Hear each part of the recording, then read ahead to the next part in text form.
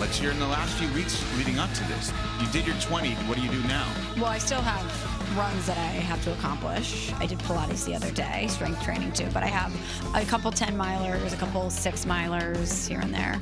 But the day before, you're supposed to really rest your legs and not walk around. You're supposed to be hydrating, carbo loading, not exert yourself at all. So my family's coming in that day, and I'm looking forward to just chilling out.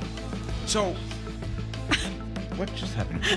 Rob just busted it. I said I would run with you. I would do the 26.2 with you. Now, again, that would be over 7 days. Is that next week? It's next week. It's next weekend. So so really the focus should be on me running Yes. here. Let's make this. Now, Let's make my marathon about you. That's right. Let's do it. No, seriously. So it is. Please. So when do I start? No, seriously. I want to run.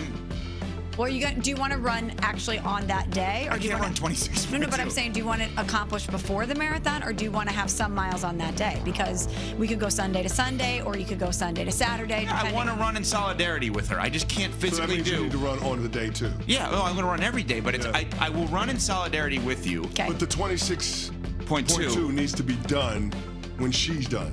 I thought you ran like 5 miles a day. I run, not 5, but I run every day. I just don't run as much as she runs. How far do you run every day? 2+ every day. Like at least 2 every day. Since April 1st, 2020. So why don't you stretch it out and run 5 miles a day for the week. For the week leading up to the marathon. But then I run more than her. And then run 5 miles on the day. You can run more than me. I don't care.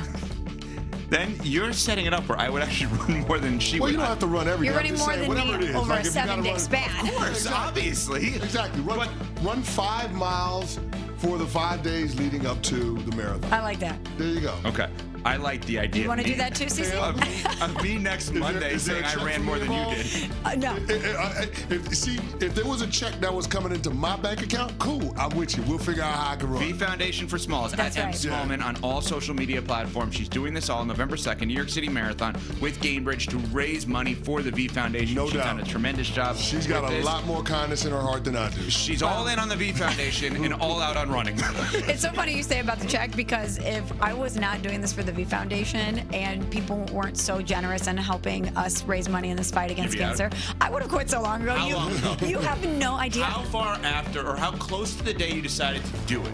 Let's say you could raise the same amount of money for the V Foundation, but it didn't require running. You decide to do the marathon a year ago. How long after would you realize I'm out? So I'm an interesting case study because I'm one of these people that has incredible discipline when it's required. Like, I'm very good at completing a big goal because I can lock in and not deviate. So I'm able to do this in that way, but I really don't enjoy it. And on the other end of the spectrum, I'm the person that does not think that quitting is bad. If something is not for you, it's okay to say, this is not for me. And this is not for me, guys. Like, it is just so not for me. I can't even quit. No, I'm definitely not quitting now. I will not quit. And I'm going to do it. I'm going to finish it, and then we're one and done on the marathons. But once I started, I've realized I can run a half marathon pretty easily. Once I started getting those runs where I had to do 16, 18, 20 miles, I would have quit so long ago, you have no idea. But you know what? Raising money to fight cancer is way more important than me being physically miserable. So we are gonna continue on, and we're gonna get it done. But for those people who run a marathon and they're like, I can't wait to do the next one, God bless you. You are not me. I will literally never do this again. She may never run again. May never actually Charity run. 5K, don't ask me. I'm not your girl. Like, there's no way. She'll give her the money, but not the running it with the That's charity. Right. All right, tonight, Thursday night football. I think the Vikings may want to run away from their quarterback situation right now. Carson Wentz and the Vikings against the Chargers this evening. Kevin O'Connell is the head coach of the Vikings, and on Tuesday, he addressed his quarterback situation as to what threshold he needs to see for their former first-round pick, J.J. McCarthy, to come back. It's some of the movements the reactionary movements within the pocket, being able to use his athleticism to protect himself in the pocket, and then as he's able to work through progressions, I feel really good about the work we've done on the foundation of his fundamentals. That's been pretty evident through the work that he's done, and he's really the commitment to doing that. It's really just about, hey, there's maybe a guy gets edged and I don't really know the movement I'm going to have to make. That's where, he still feels it. And if he doesn't have the ability to do that pain-free, we obviously risk setting him back, which would be very, very unfortunate with the time lost already. Minnesota's 3-3. They're on the road at the Chargers tonight, and I would say the Chargers have to win this game this evening. Carson Wentz is the starting quarterback. J.J. McCarthy coming back is kind of a mystery at this point. CC, you played 11 years in the league. You won a Super Bowl with the Giants. You know this stuff inside and out. What's actually happening in the Minnesota QB room right now? I have no idea.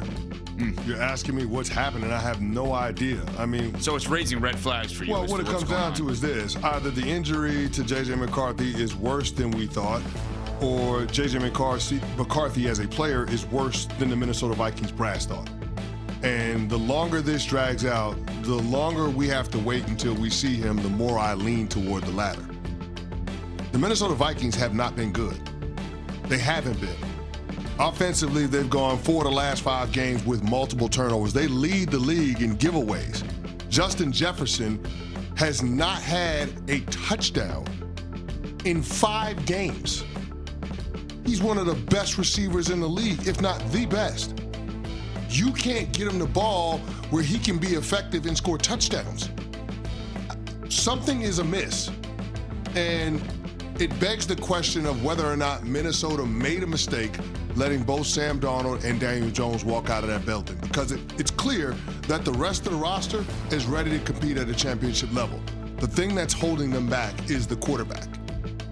And I'm not quite sure that Carson Wentz, as experienced a backup as he is going to be good enough to get the Vikings to where they want to go. Well, and it makes you harken back to this offseason when we kind of heard rumblings about J.J. McCarthy and his recovery. We had heard those rumors about Aaron Rodgers waiting around for the Vikings, and you're like, why would he be waiting for the Vikings if they're all in on J.J. McCarthy?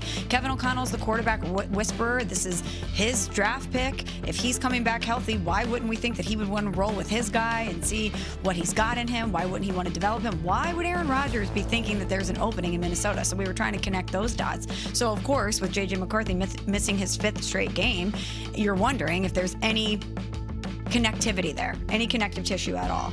But it is really a shame because this is a team that won 14 games last year. You still have a lot of talent on this team. You have a great coaching staff.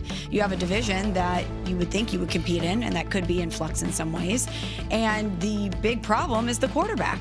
And I know that Kevin O'Connell has worked his magic with everybody. Even Daniel Jones, who was just there for a cup of coffee, has come through Minnesota and gone on to Indy and is obviously doing great things. We're not seeing that with Carson Wentz. We are not seeing Kevin O'Connell's magic touch with Carson Wentz. And if J.J. McCarthy can't come back and he can't be effective, it feels like a lost season for Minnesota. Is Minnesota drafting a quarterback in the first round off the board next year? Well, I don't know, but it's weird, man. It's been 6 weeks. It would have been 6 weeks since we've seen J.J. McCarthy. 6 weeks. How bad was this injury? Either 6 weeks worth or what you said on the second part of it. He's not good enough. I don't know, man. It seems really strange. And some of the whispers that we got this offseason, to your point, Smalls, make this situation really, really weird. So that's why it bears watching. And as the losses pile up with Minnesota, we start to get to a tipping point with this season. And so I can't say definitively that you take it off the board, but here's the other thing. You invested a first-round pick in J.J. McCarthy, and you don't know what you have. And you won't probably until year 3 now at the earliest. And this wasn't a Jordan Love by design year 3 thing, or year 4, whatever it was for Jordan Love. This wasn't a let's get him ready. But here's the problem with that. This Minnesota Vikings team is a veteran-laden team. Yeah. They're ready to win now. The Green Bay Packers are the youngest team in football. No, I was saying at the time. No, but it's still, it was one of the youngest. They've been the youngest team in football for the last 3 years. Yeah. Mm-hmm. So they knew that there was plenty of runway for Jordan Love to grow with that group. The Minnesota Vikings don't have that luxury. Not with the core players that they've been able to assemble. You think Justin Jefferson wants to wait? You think Harrison Smith wants to wait? You think those guys want to wait? So what's their biggest regret? Is their biggest regret letting Darnold walk, not getting Rodgers, or letting Daniel Jones walk? Feels like for the price, Daniel Jones. And the runway you would have had, obviously with Rodgers, you're not going to have that much time with him. That retroactively, you should. What did Daniel Jones get? Like 12 to 16 million, something Yeah, like that. something in that. That Less whatever, than Sam Darnold. whatever. A lot less than Sam Darnold. Way Right, less. and we were told this week by Adam Schefter, go back on the podcast and listen after Tuesday after 8 a.m. Eastern, that Daniel Jones assessed the situation and said it's going to be easier for me to beat out Anthony